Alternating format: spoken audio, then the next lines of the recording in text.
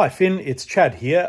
Thanks for your questions that you sent me via email. Hope you don't mind, but I've decided to do them as a video because it's a lot quicker and easier for me to do this and to expand and explain in this way. And that way I can also post it to YouTube and anyone else who is interested can get the benefit of the answer as well. So I take it that you're asking generally about my career and role in the industry, which is broadly game development. But I should clarify what I actually do.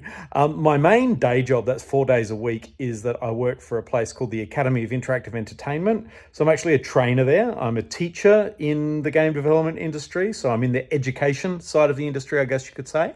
And what I teach is a third year, so a graduate diploma in games business.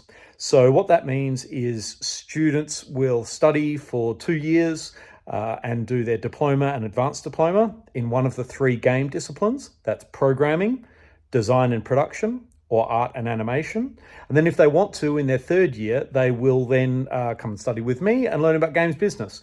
The idea is that they learn how to become game developers in the first 2 years, and then they're going to make a game and publish it as a studio in their third year, and they learn how to do that with me. So that's my main job. That's the job that pays my bills, and I really enjoy it and love it. So that's that. And then the other 1 day a week, and sometimes on the evening, sometimes on the weekends and things like that, I am what's called the production director for our studio called Bad Plan Studios. We're making a game called End of Ember. Definitely check with your mum before you check that out. It's a horror comedy game, very gory, super fun. That's not a paid job though. So we're an indie studio and we want to publish this game and make $1 billion. But, that probably won't happen. But I do all of the non-game development parts of that studio. So I have a programmer, or we have a programmer in the studio and a creative director in the studio who does all the art and design. So they're actually making the game and I'm figuring out how to sell the game or get people interested in the game. So that's a lot of marketing and businessy type stuff. So that's actually my role. I'm not actually making games as such, but that's my role in the industry. And all of my answers to your questions will revolve around that. Okay, let's move on to the questions you've asked me. Okay, so your first question is, why did you choose this career path? Can you provide a couple of reasons? I guess the first answer is, in a way, I didn't really choose it. It's not like I went out and decided to do the thing that I'm going to do after school or something, because I'm pretty old, you can tell from my grey beard, and I've done lots of other things before this. So in a way, it's like, I didn't choose this life chose me. But I kind of fell into it, I guess. When I came out of school, I went to uni and I studied English. I did a PhD. I became a lecturer in academic development and student development. So someone who helps people, write essays and learn how to learn and things like that. And then I got into business. I started my first business, Game Truck Australia, learned more about business, started teaching in leadership because of that.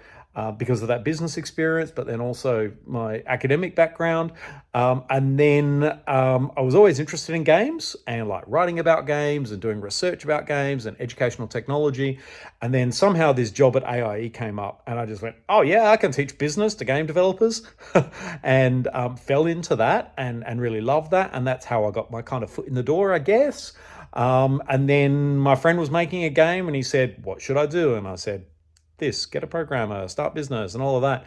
And so we formed a studio together. So in a way, I didn't choose this career. And so, I guess if you're in year 11, you're thinking about the decisions that you're making and how they lead to career outcomes and things like that, which is very valid because you've got big decisions ahead of you. But also keep in mind that there's always many different ways to get to a place. And in game dev in particular, lots of people come from lots of different places and find themselves in game dev. So it's not necessarily a career where people go A, B, C to get to where they want to. But to the extent that I did choose where I came, it's because video games are cool, man. You know that, right? They're cool. They're super fun. I love playing video games. And so being around that is really fun and cool. And I love being in the orbit of other games being developed. So my students are making games and I kind of get insight into the process and I get to share their success a little bit and see them move on and become more independent and hopefully get some success. So I really enjoy that. But the other thing is that game development is a very interesting and weird thing. It's not the leadership in game dev is very different to leadership in other places because it's a creative field. And game dev is so interesting to me because it's creative and technical. So you have a lot of technology involved, computers and art and programming and all of that. So in one way, it's very structured and very logical and very systematic and scientific, but it's also creative because games are a creative product. So it's very also very right-brained as well, as opposed to left-brained being technical and technological. So those two things make it a very interesting place to be. And creativity is always fun. You're always doing something new. There's always something different and new challenges coming up. So there's some of the reasons I would have chosen to come into the industry if I did choose. Okay, next question. Do you enjoy working in this industry and what are the best parts? Yeah, I love it. It's great. I mean, working in any system is hard. And the college I work in, AIE, is a system. And so there are challenges to do with that. Any job is hard. Like if you did it for free, it wouldn't be a job, So it does have its challenges, but I really love helping people learn. I really feel like I can help them in a special way that no one else can around leadership and complexity and adaptive leadership. My students will know what I'm talking about, and also again, just being around games is really great. That's the best part of it. But really, the absolute best part of it is seeing people learn, seeing people have insights, seeing people come out of my course going, wow, I learned so much. I learned stuff I've never learned anywhere else. It was kind of life-changing. Other types of things people say about having done my course. And then my work with Endovember is just rad. It's super fun. I love Dan and Eli, my co-founders. They're both so smart and so amazing at making games in ways that I can't do. And again, in that studio, I feel like I can do things. I can do marketing. I can do business things that they either don't really want to do or don't have the skills to do or whatever. So I feel like I really fit and I'm able to make a contribution, which is amazing. And then just like Endovember is just super fun to be around. It's crazy. It's wild. We just do weird stuff and the game is cool to talk about and fun to be around and really fun to be a part of. So I super love my job and the work I do and they're the best parts of it. Okay, question 3. What did you need to learn, do in order to get into this industry? Did you need to go to university? Well, I did go to university, but it didn't necessarily connect with me in this industry. I studied English at university in a Bachelor of Arts and did a PhD. And I really just followed what I loved, what I really wanted to do. I loved reading, and I still do. And I loved talking about books, and I loved writing about books, doing interpretation of books. And then I came to love teaching as well. So really, it's my love of teaching and my skills in teaching, I guess, that have enabled me to get where I am. Back in the old days, there wasn't a game dev qualification at university until like 30 years ago. AIE, my organization, was one of the first ones to actually do it. There was no, like when I was going to uni, when I started going to uni, there were no game dev courses to do. There were related things, but nothing in game dev specifically. So game dev is one of those things where a lot of people come into it without a qualification. My co-founder, Dan, has no qualification in game dev. He has a qualification in media or certificate 4 in media or something from like years ago, and lots of experience as an illustrator and in business and stuff like that. But he doesn't have a qualification in game dev. Eli, our programmer, does have a bachelor's of software engineering, I think, or software development engineering, something, game programming, something like that. Sorry, Eli, I don't know your quals. So he does. There are lots of qualifications you can do to get into game dev, lots of relevant things there, but it is kind of optional. A lot of people do it as a hobby. So a lot of people do get into it through modding or through their own artistic skills or through just making games themselves. So it's quite common for people to have non-traditional entry pathways into the industry. Although there are lots of educational courses you can do if you're interested in. Okay, question 4. What do you think is the biggest achievement in your career so far? Oh, it's kind of hard to say. I guess I should really ask other people to do that. I mean, I feel like I feel like I'm always aiming for bigger things. So I'm hoping that my achievement is coming. I'm hoping that in the next couple of years, I'm able to say, oh, I ran a viral campaign for End of Ember, or I ran an influencer campaign, or, I managed the release of this game so that we sold a lot and made enough money to make a new game, or something like that. I guess my achievements have been in helping other people form their studios and learn things about their studios. So every year I have a batch of students go through. They come out having learned some stuff, and I've had some feedback from students saying that it's been life-changing what I've done with them and all of that sort of stuff. So that's good. I mean, I guess like a really specific example of this would be one of my students' studios last year, Royal Reign. They're doing a game called Castle Cab. Check it out; it's pretty cool. They've got a TikTok; it's great.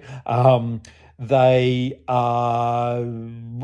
were at Penny Arcade Expo and GCAP together last year, and we were hanging out at the pub a little bit, and someone came up and sat down and said, "Hey, how you doing, game devs?" And we're like, yeah, hi, how are you? And it turned out this person was an investor, running a portfolio, looking for games to invest in, good games to invest in.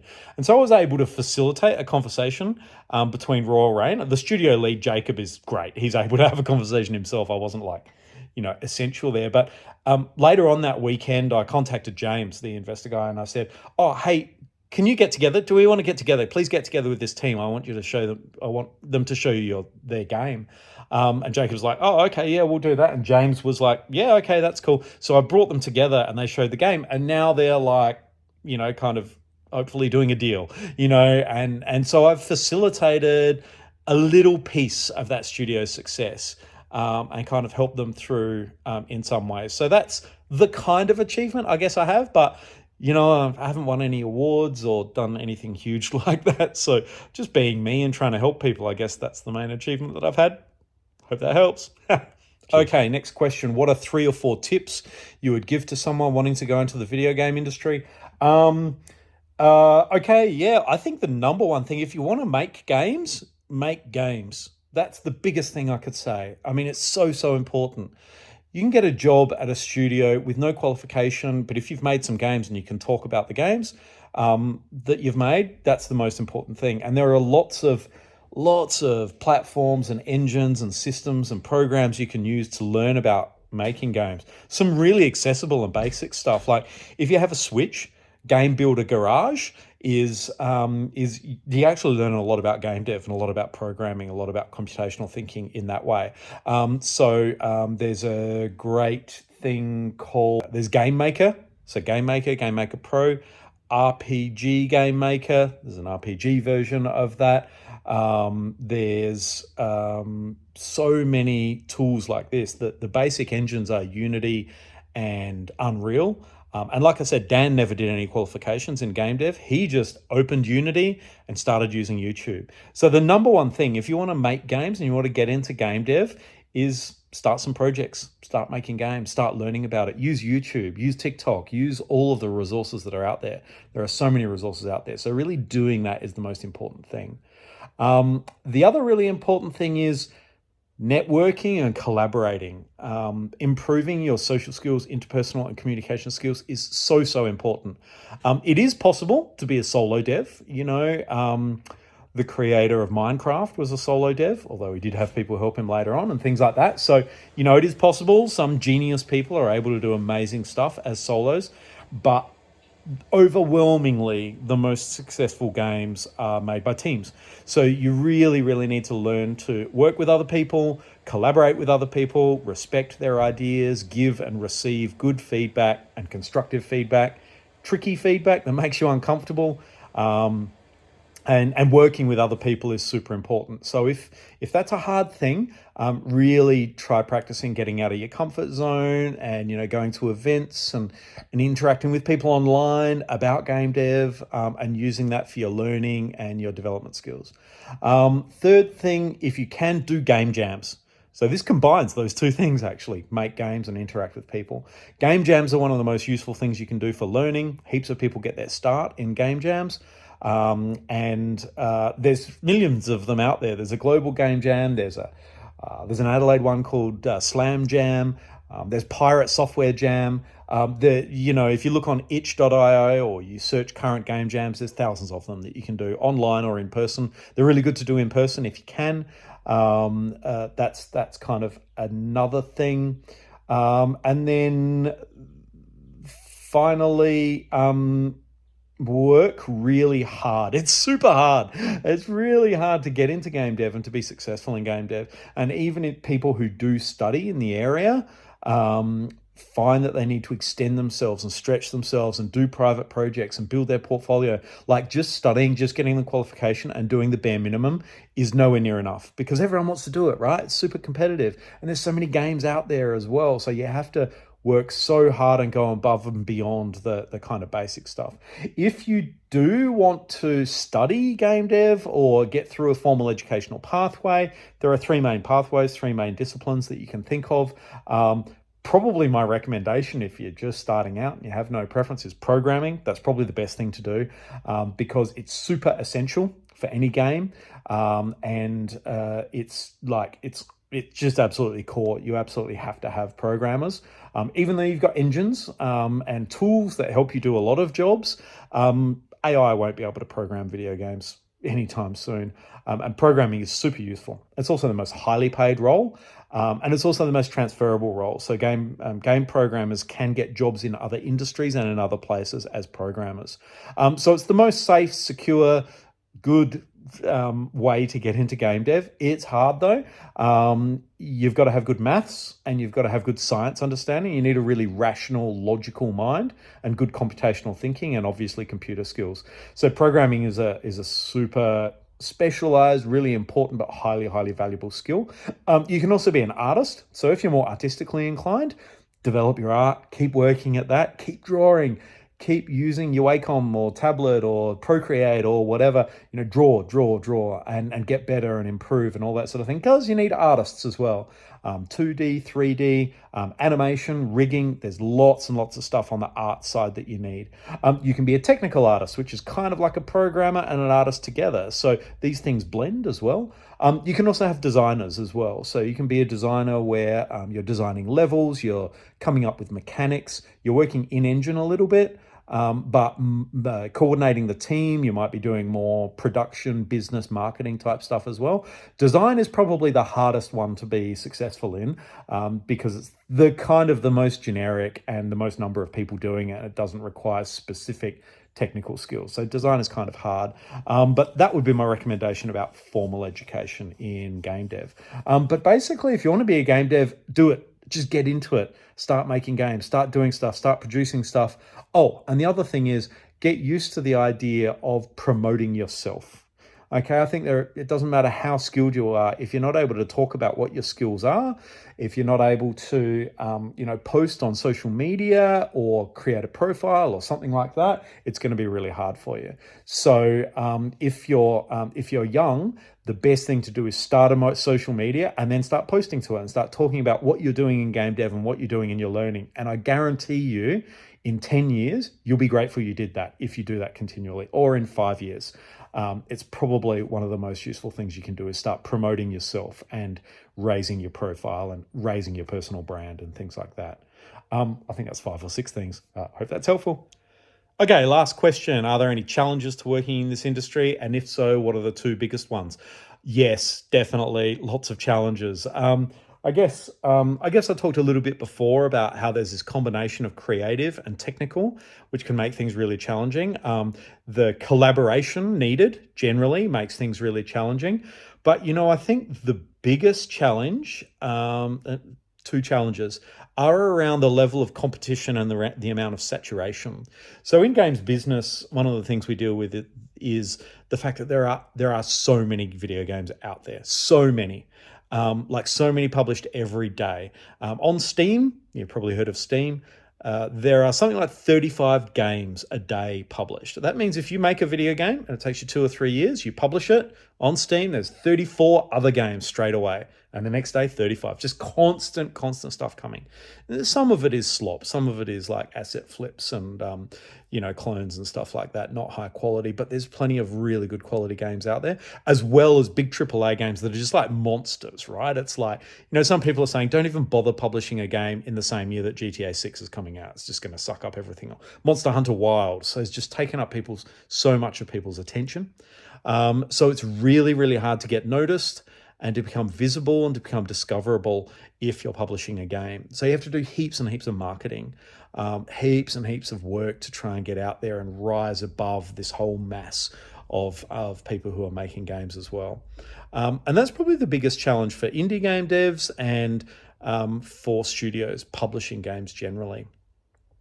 On an individual level, if you just want to get a job in game dev, the same thing applies, actually. There's heaps and heaps of people who want jobs. Probably the biggest challenge industry-wide is its volatility.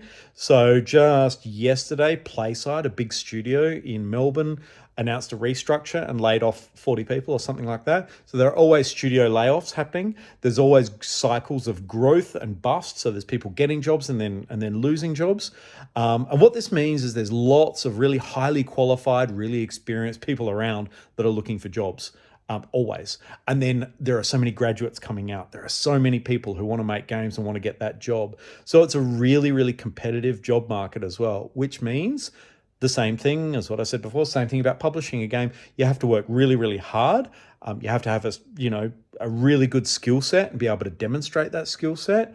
You need a good brand. You need to be able to talk about yourself. You need a profile. You need to have made games. You need to have games under your belt and show that you have a profile or a portfolio of games that you've made. You can publish them on Itch, even. It's free to publish them there or whatever. Or if you're an artist, you have a portfolio on ArtStation or something like that. So even just to get a job, really competitive job market as well. And not many jobs out there. And quite often people have to move for jobs in game dev. So if you graduate in Adelaide, for example, not many jobs in Adelaide. You might have to go to Melbourne or Sydney or California or Montreal or Europe to get a job. So it's very, very challenging, both for games in a really saturated market and also for people looking for jobs in a really saturated job market as well. So that's the biggest challenge for the industry, I think. I could talk a lot more about business challenges, but they're the main ones probably relevant to what you're asking about. Okay, Finn, that's it. That's all the questions you asked me, and I hope they're good answers. If you have any further questions, feel free to send them through. Please, what would help me a little bit is if you shared this video and shared it with other people or let other people know about it. That would really help me. Feel free to put comments in the YouTube video here. That would help, and let other people know things that I've said. The last thing that I would say is, these opinions are obviously just mine. They're not necessarily the opinions of AIE or Bad Plan Studios or anything else. Other people believe different things about game dev, so I would encourage you to ask other people and get different perspectives on the industry and working in the industry and things like that, because I have a very specific and kind of unique perspective. So, take everything that I say with a grain of salt, but hopefully that helps your research project. And all the best with your future game dev career. And I look forward to seeing what games you make and playing them. Thanks. Bye.